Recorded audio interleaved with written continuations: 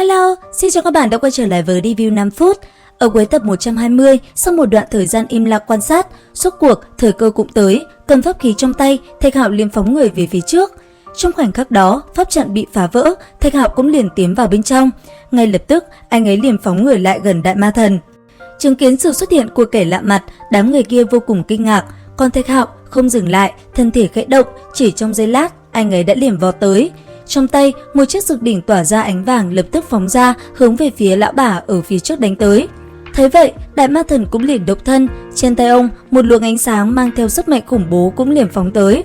Trong khoảnh khắc hai đòn công kích liên tiếp phóng trúng cơ thể, lão bà kia liền bị chấn bay ngược về phía sau.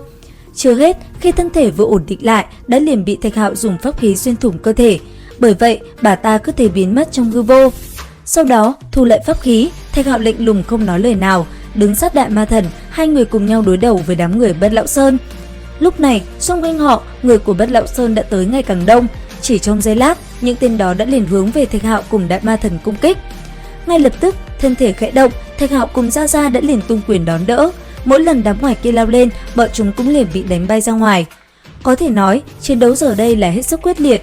Trước vòng vây của đám người Bất Lão Sơn, Thạch Hạo cùng Gia Gia rất nhanh đã giải quyết gần hết. Tuy nhiên, sau khoảnh khắc đó, đám người của Bất Lão Sơn đã nhanh chóng tụ lại, hai tay khẽ động, một cái pháp trận mạnh mẽ đang ngay lập tức được kết thành. Chứng kiến chuyện này, Thạch Hạo vẫn lạnh lùng, lặng im quan sát một hồi, sau đó lôi đả thần thạch ra, Thạch Hạo cũng bắt đầu công kích. Chỉ trong phút chốc, cục đá kia như tia chớp đã liền phóng về phía pháp trận và công kích cực kỳ mãnh liệt, những tiếng gào thét vang lên không ngớt. Tuy nhiên, sau một hồi công kích, pháp trận kia vẫn không bị phá vỡ, bởi vậy Thạch Hạo đã liền thu nó lại. Sau đó, phóng người lên không trung, thanh kiếm gãy tỏa ra ánh vàng rực rỡ, rất nhanh đã xuất hiện trên tay Thạch Hạo. Ở bên cạnh, Đại Ma Thần cũng thi triển thân pháp bay lên trời cao, bàn tay khẽ động, một cây cung tỏa ra ánh vàng cũng liền xuất hiện. Chưa hết, sau khoảnh khắc đó, trên tay Đại Ma Thần, một mũi tên bạc cũng liền hiện ra, dương cung về phía bầu trời, Đại Ma Thần liền bắn ra xuyên thủng đám người bên trong trận pháp. Ở bên cạnh, thanh kiếm gãy trên tay Thạch Hạo cũng đồng thời phóng tới. Chỉ trong tích tắc, đám người kia đã liền bị Thạch Hạo cùng Đại Ma Thần quét sạch. Lúc này, hai người mới dừng lại, ánh mắt chạm nhau, cảm xúc khó tả không nói thành lời. Bây giờ, Thạch Hạo mới nói cho Đại Ma Thần biết mình là Hạo Nhi. Nghe vậy, Đại Ma Thần như lặng đi, đứa cháu này ông đã chờ đợi rất lâu để được gặp nó, không ngờ nó đã trưởng thành như vậy. Bỗng chốc, trong khoảnh khắc đó, cảm xúc của hai người như vỡ òa trong sự hạnh phúc, từng kỷ niệm cứ thế ùa về trong tâm trí. Còn nhớ khi xưa, Hạo Nhi được Gia Gia nâng niu, ông dẫn cậu nhóc ấy đi chơi và kể cho nghe rất nhiều chuyện trong hoang vực. Có thể nói, tình cảm của hai người lúc này là vô cùng sâu sắc, và sau một hồi hàn huyên, hai người cũng liền di chuyển tới một nơi khác.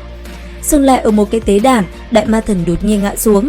Thấy vậy, Thạch Hạo kinh ngạc, ngay lập tức lao tới đỡ lấy Gia Gia mình. Lúc này, nước mắt Thạch Hạo tuôn rơi, Gia Gia còn đang khỏe mạnh, đột nhiên lại như thế. Nhất thời, việc này làm anh ấy trở nên luống cuống. Còn Đại Ma Thần, bây giờ ông mới nói cho Thạch Hạo biết mình bị đám người của Tinh Quốc làm trọng thương. Tuy nhiên, đây cũng chỉ là linh thân mà thôi, mặc dù sẽ tổn thương tới bản nguyên, thế nhưng rồi sẽ khôi phục lại. Như vậy, Thạch Hạo rốt cuộc cũng bình tĩnh lại, còn Đại Ma Thần nói xong những lời này, linh thân của ông cũng chậm rãi tiêu tán vào hư vô. Nhìn theo luồng ánh sáng vang dần biến mất, Thạch Hạo lặng người đi một lát, sau đó hai cánh khẽ động, anh ấy cũng liền hướng người về phương xa.